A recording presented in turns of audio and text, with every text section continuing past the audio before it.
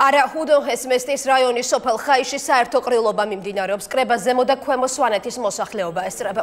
ყრილობის შემდეგ ცნობილი გახდება გეგმა, რომლითაც ადგილობრივები სადავო ჰესის მშენებლობას წინააღმდეგობას გაუწევენ.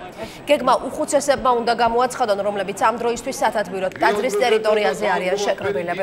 მათ გადაწყვეტილებას კრების მონაწილეები ხაიშის სკოლაში ელოდებიან. ვასილ ივანოვ-ჩიქოვანი განაგზობს პირდაპირ ეთერში საუბარს. ვასილ, ხომ არ გახდა უკვე ცნობილი სამოქმედო გეგმა? ხაიში დიდი კრება რამდენიმე წუთის წინ დასრულდა. ზემო და ქვემო სვანეთის ყველა თემის წარმომადგენელი იყო შეკრებილი წმინდა გიორგის სახელობის ტაძარში, სადაც უხუცესები თითქმის 2 საათი თათბირობდნენ. კრება საბოლოო გადაწყვეტილება ჯერჯერობით არ მიუღია. ახლა უხუცესები ხაიშის საშუალო სკოლის ეზოში შეკრებილებს აცნობენ იმ საკითხებს, თუ რა საკითხები განიხილეს უხუცესებმა შეკრებაზე. ცნობილი გახდა, რომ რამდენიმე წუთის წინ ზემო სვანეთში ჩავიდნენ სოზარ სუბარი და ვიქტორ ჯაფარიძე. უკვე ცნობილია ასევე ის, რომ უხუცესები შეიმუშავებენ სპეციალურ მიმართვას, რომელიც მთავრობას გადაეგზავნება. ისინი ხუდონჰესის მშენებლობას წარმოდგენილი პროექტით კატეგორიულად ეწინააღმდეგებიან. დღეს ხაიში გამართულ აქციაზე საქართველოს მართლმადებელ ეკლესიასთან გაფორმებული კონსტიტუციური შეთანხმების მე-7 მუხლის ამოქმედების მოთხოვნაც გაისმა. რომ ხუდონის იმ პარამეტრებით იმ ადგილზე იმ ნიშნული დაშენება ყოლა დაუშვებელია სვანეთისთვის და საქართველოსთვის და ამის შემდგომ შევიმუშავებთ როგორ მიმართოთ ხელისუფლებას კიდევ ერთხელ თხოვნით რომ გადაიხედოს ეს არასწორი რბილად რომ თქვათ პროექტი და შემუშავოს ახალგაზრდული ვარიანტი რომელიც არ დააზიანებს სვანეთს როგორც ერთ-ერთ კუთხეს საქართველოსი არ მიაყენებს ზიანს საქართველოს და ქვეყანას მიიღებს მაქსიმალურ მოგებას. 21 საუკუნეში ისეთი ვანდალიზმი აღარ უნდა ხდებოდეს, როგორც მოხდა ჟინვალჰესის ვარიანტში. ამიტომ კონკრეტატის მე-7 მუხლით უფლებამოსილია სახელმწიფო დაიცვას ქვეყნის ტერიტორიაზე არსებული კულტურული მემკვიდრეობა, არათუ დანომროს, დაშალოს და გადაიტანოს. თხოვთ ჩვენ სულიერ წყნსავარს უწმიდესა და უნეტარეს, ილია მეორეს და ჩვენს წმინდა სინოდს, გაგვიწიოს სახელმწიფო სტრუქტურებთან, შესაბამის რგოლებთან აქტიური შუამდგომლობა, რომლებიც დაინტერესებულები ამ საკითხის გადაწყვეტით. საქართველოს მოსახლეობის 95% სვანეთში არ არის ნამყოფი და არ წარმოუდგენიათ რაზეა საუბარი საერთოდ.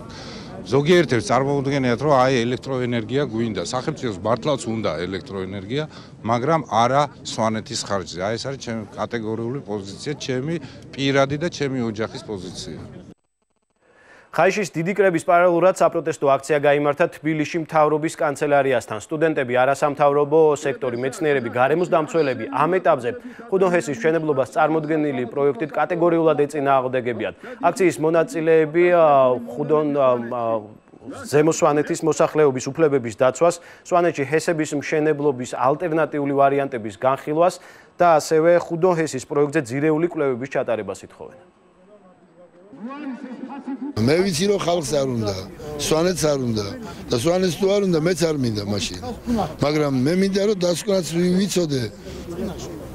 რა დასკვნას მეცნიერები დაწერენ.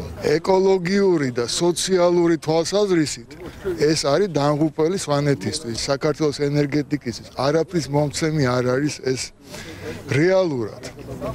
90% უნდა გაიყიდოს თურქეთში გამომუშავებული ელექტროენერგიის და ფულადი სახით გადასახადი ესე რაღაცა სასაცილო მიზერული. თუ ეს პროექტი აუცილებელია, მაშინ ალტერნატიული ვარიანტებიც განვიხილოთ ისე რომ არ დაიტბოროს სოფელი. ენერგეტიკული პოტენციალი ენგურის ხეობის იყო შეფასებული 70-იან წლებში. თუ 2000 წლამდე ყველა ფიქრობდა, რომ მტკნარი წყალი არის აღდგენადი რესურსი, დღეს ყველა არავისთვის არ არის გაუგონარი ის, რომ და გასაგებია ყველასთვის, რომ მტკნარი წყალი აღდგენადი რესურსად აღარ ითვლება მსოფლიოში.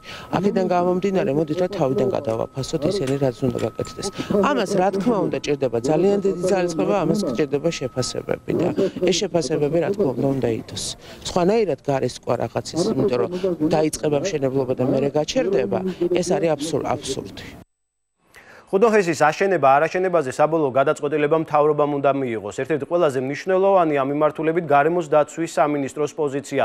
ხათუნა გოგოლაძის განცხადებით, საბოლოო გადაწყვეტილების მიღებაში მოქალაქეთა ჩართულობა გადამწყვეტი არის.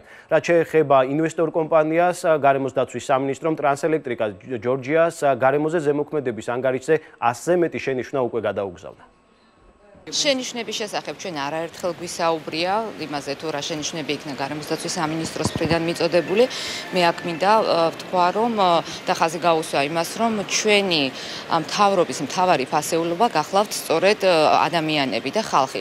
შესაბამისად, სწორედ ადამიანების და ხალხის კეთილდღეობისთვის და კეთილდღეობას უნდა ემსახურებოდეს ყველა ის გადაწყვეტილება, რომელიც მოხდება ჩვენი მთავრობის მიერ.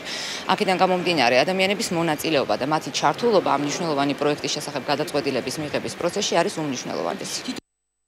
შეგახსენებთ, ბრიტანულ ინდურ კომპანიას ზემო სვანეთში მდინარე ენგურზე 700 მეგავატიანი ჰიდროელექტროსადგურის მშენებლობა უნდა. მშენებლობის პროექტი 6 წლიან პერიოდს მოიცავს და ასევე 1,2 მილიარდიან ინვესტიციას.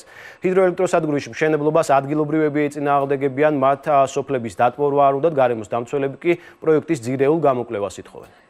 გმადლობთ ვასილ ივანოვჩიკოვანი საუბრობდა ჰუდოხესის მშენებლობის წინააღმდეგ გამართულ საპროტესტო აქციებზე.